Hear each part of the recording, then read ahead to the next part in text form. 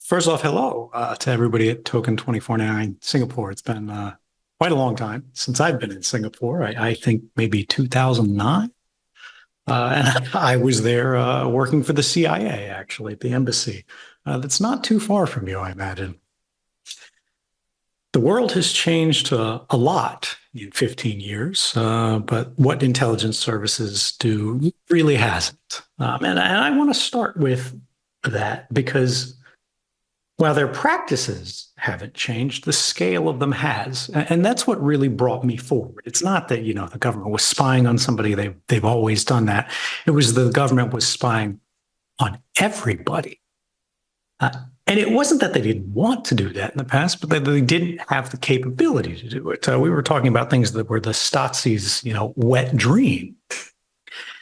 And now we see that creeping everywhere. Pavel Durov, the founder of Telegram, was one of the people that I tweeted about a few weeks ago. I had hoped to speak about here because I think this really emblematizes what has changed.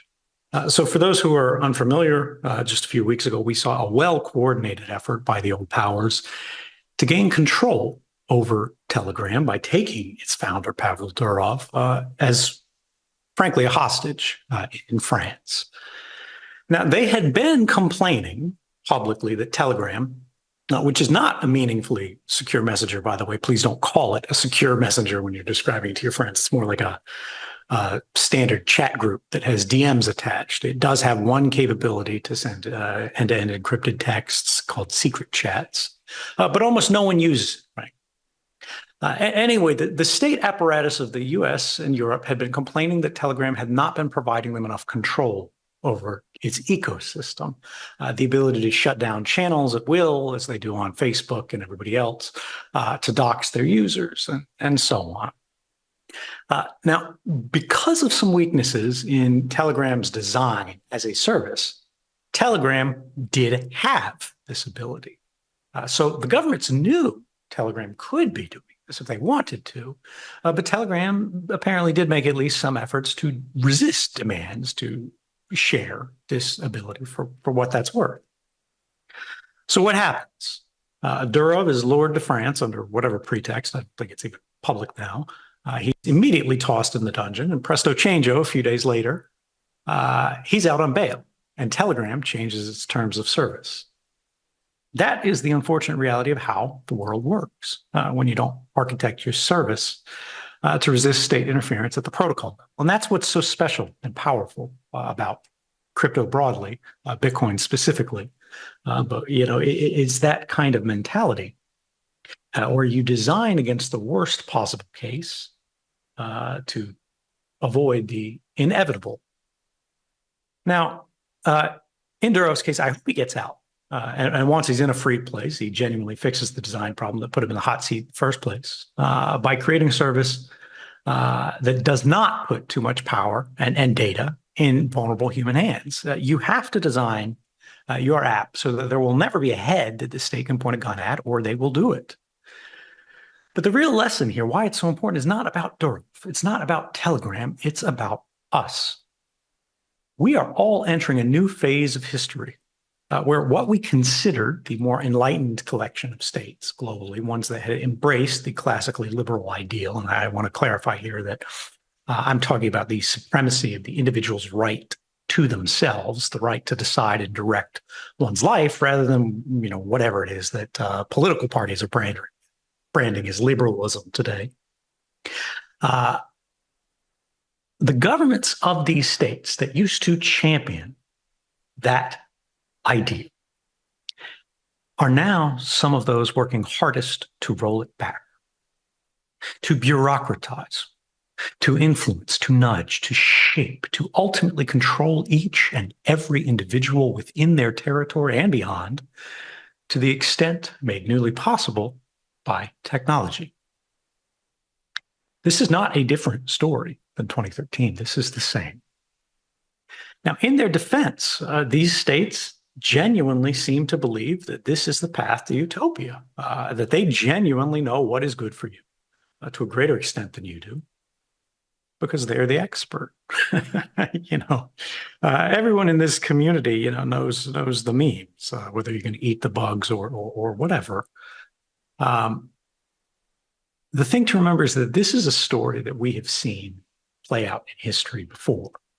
You have the experts telling you to go out into the field and kill the sparrows. And now we're in the moment where we're waiting to see what's going to happen next. So it seems to me that the fight over Telegram and even the EU's new chat control proposal, which if you haven't heard of it, you very much need to go and look out for it, because the EU is trying to push it again, force it through in the next few weeks. It seems to me that these proposals are less interested in surveillance than they are in control. They're laying the procedural framework for the global control of the voices of every volume. And that's what it's really about.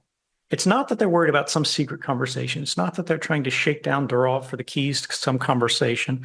It's that they see people talking in ways that they don't like, ways that they consider to be misinformation, ways that they consider to be disinformation, ways that they consider to be socially harmful, that they consider to be structurally undesirable, and they want to silence it. And that is dangerous. That's the point of no return. We lose that, there's no coming back. Which brings us to modernity and all the ways that it's changing around us. This was not the sort of talk I expected to have when I woke up yesterday, which I spent much of the day reading about Israel's unprecedented campaign of what by all of what by all reports appears to be indistinguishable from terrorist bombings. Consumer electronics across countries simultaneously exploded in pockets. Hands, faces. Cars lost their drivers in mid-motions. The pockets exploding, at checkout lines, at the head height of your children.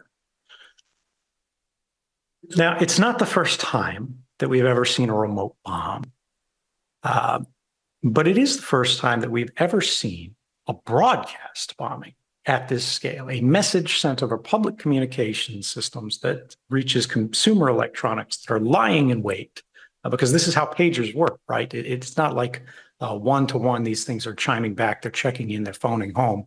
They're just listening to the equivalent of radio. They hear the signal and they go off. The person who's triggering it doesn't know who you are. They don't know where you're at. They don't know whether you're holding it, your child is holding it, and demonstrably, they do not care.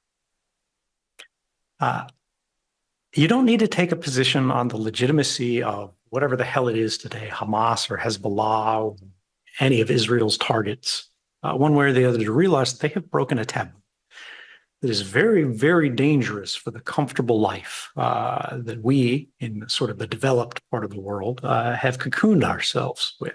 Nearly every single one of you is carrying a remotely controllable device on your person that you have not opened and inspected for explosives. You probably can't even open it. And even without the explosives, right, you go, oh, I'm not worried about the Mossad, right? The batteries in your phone, in your laptop, in your electric car, they hold tremendous amounts of embodied energy. And even if it's not going to explode in the same violent way, they can absolutely catch fire. You can go look at a line of them on YouTube. These are things that will not far in the future be able to burn your house down while you sleep as it's on the charger in the other room at the push of the button. And who could we blame, right? It wasn't China that started this. And this brings me to the last thing, which is the rejection of our traditions by some in our community. I saw this recently, and I don't want to be unfair to Saylor, but be contrary to his point here, because I haven't followed it closely. But I saw someone digging up old quotes here, and they were saying, I'll read this, that we don't need to talk about like the anarchist angles of Bitcoin. We don't want to talk about privacy. We don't want to talk about the uninterceptable design. We don't want to talk about the fact that no one can silence it, no one can stop it, because that's going to make billionaires uncomfortable. And they want to be investing in something. They want it to be regulated. They want it to be controlled. They want it to be something that works for them. And I think that's absolutely wrong. We need to talk about the rules and values of the system, the crypto part of cryptocurrency. That's what makes it special. I don't care if it makes billionaires uncomfortable. I don't care if it makes JP Morgan slower to allocate. They don't get a vote because, frankly, they're coming along on this ride, whether they like it or not. The dollar is done. Nothing stops this train, as Lynn Alden says it. Debasement is baked into our models. We see what's happening with the percentage of currency issuance, the deficit spending. It might not happen this year. It might not happen next year. It might not happen in 5 years. But it's very clear looking at the progress of history where these things end. We are in the age of paper, but it is on the decline. It is coming to the end. It's not about any flag. It's about the method. It's what the system is built on. There is no basis, no strong foundation. So we as a community need to focus on keeping alive the thing that made our currency prosper where all the others have failed. Less comfortably, I think it also means recognizing that a lot of altcoin activity doesn't serve much purpose in the crypto space, frankly, beyond the dilution of the broader crypto monetary base. Not all of it, certainly. There are some good projects out there, but every single one of you in the audience can call to an example to mind where you would agree that even if we dress it up nice, it is just the scammiest form of rug lying in wait that you can imagine. And it's happening again and again and again and again. People are seeing it like gambling. Okay. Maybe it's like a lottery. Okay. But think about the systemic effect that this is having. If it's not cordoned off, if it's not sort of the toxic waste, everyone recognizes it for what it is. And a lot of people don't, I think. People are wising up as a community more broadly. But there's more participants, right? There's a new sucker born every day, as they say. And we shouldn't be that way. We shouldn't be exploiting suckers. We should be building a new world because we're already there. And with the old system, right, when the government robs you, at least you can look at the road. Oh, maybe I helped build that.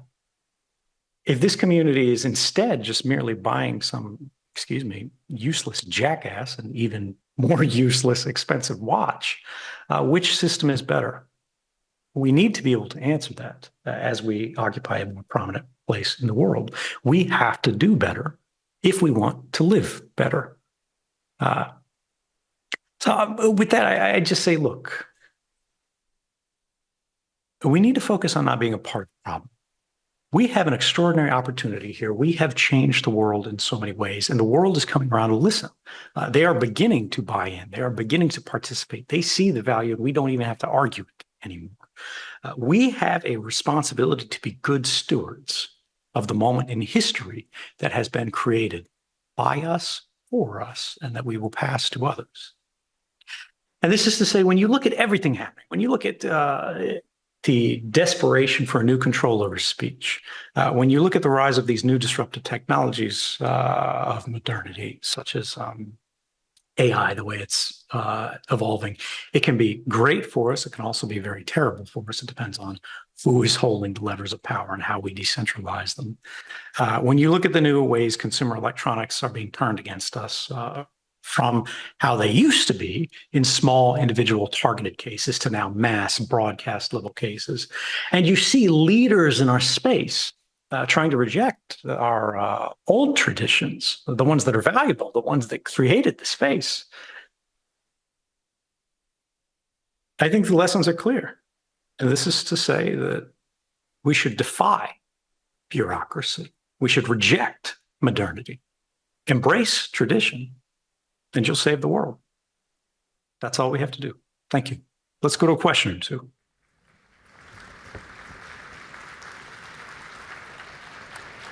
All right, thank you very much, Edward. We do have runners in the audience. If I've got a hand up, I'll send a microphone over your way. I've got somebody right over there. He's already got a mic. Sir, fire away. All right. Thank you, Mr. Snowden, for all that you do in the world. You mentioned the importance of protocols. Are there any emerging protocols that give you hope for the new world that we're building?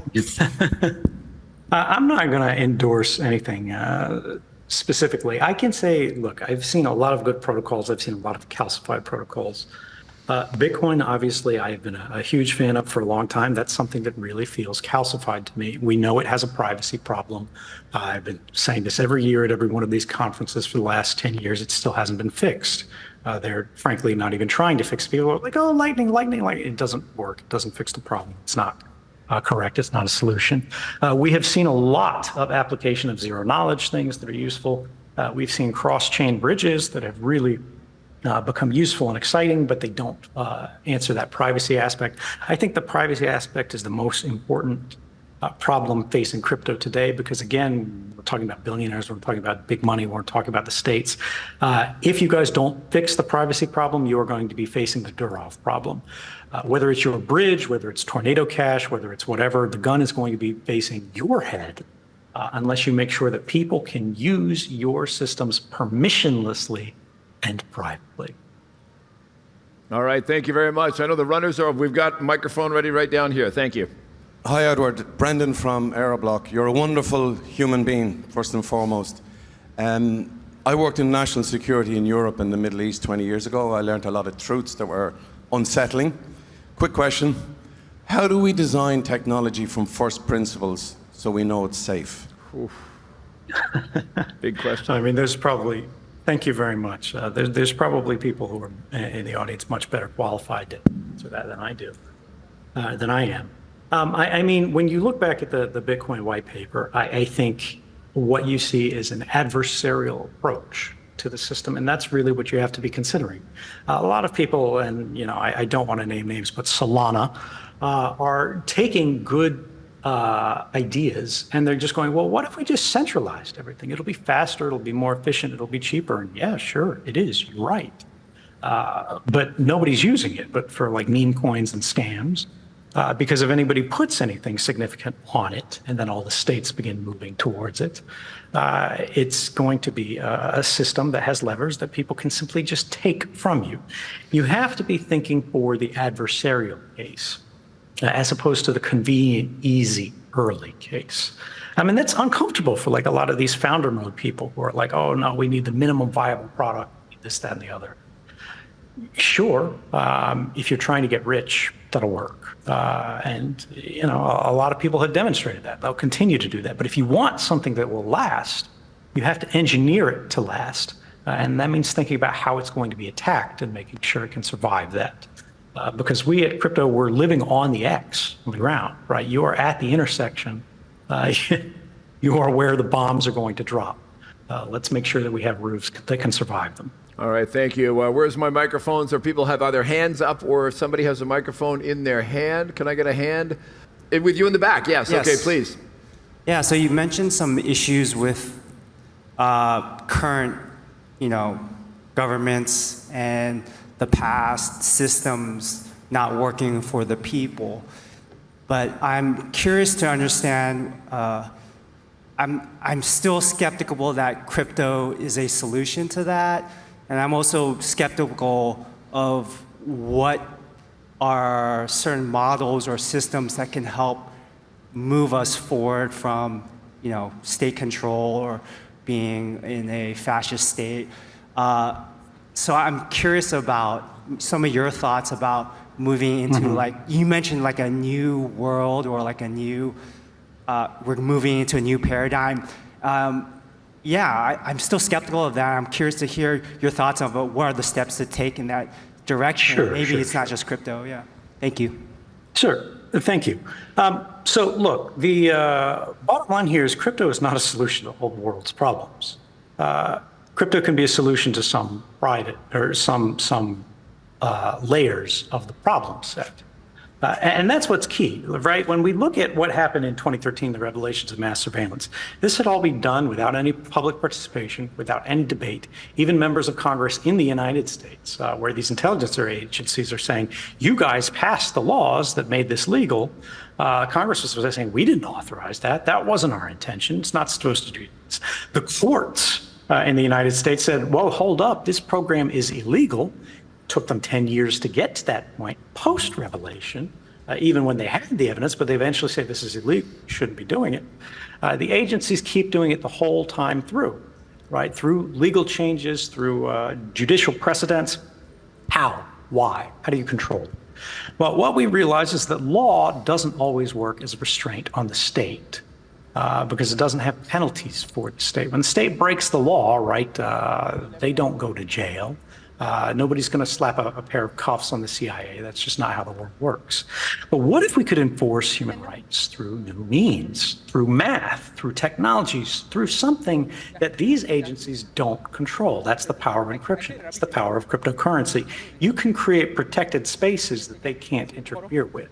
Now, again, that's only one part of the problem, but it's a reliable part, and that's what we do. What happens when you talk about the new world? What happens if the state is no longer in control of money? You fix the money, you fix the state.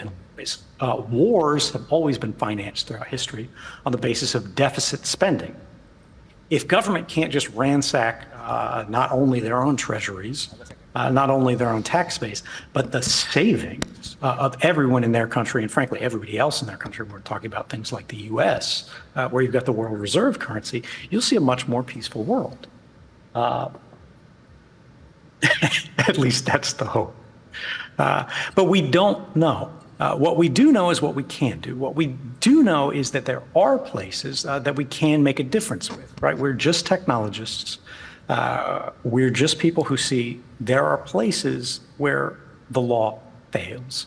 But maybe we can create a safety net for when that fails. Maybe we can put up more safeguards to encode our values, that liberal ideal, that the individual has some claim over themselves, that society, we do want courts, we do want prisons for bad people. We want to have a safe world, even if we don't want, every other person in jail. We recognize that it is a dangerous world. We need to do some level of policy and procedure to take care of that. We need layers of protection, right? And the way that we intermingle these, the way that we intermarry these, the way that we interlock these things is to make sure that we don't have a single point of failure where you get a bad president, you get a bad legislature, you get a bad court, and it's all over. You're done. It's supposed to be the people that correct these systems, but the people have been pacified. We need something that is always working for us, even when we're sleeping, or even when we don't get a vote, when it's taken from us, because in a lot of countries, that is the reality. But if we can encode these values into our protocols, they'll protect people not just in our home, not just in our countries, but around the world. And that is the promise of these new layers, of these new systems for interaction, for association, for speech, for trade. We can give freedom to everyone, everywhere, all the time, and it can't be taken away. Thank you.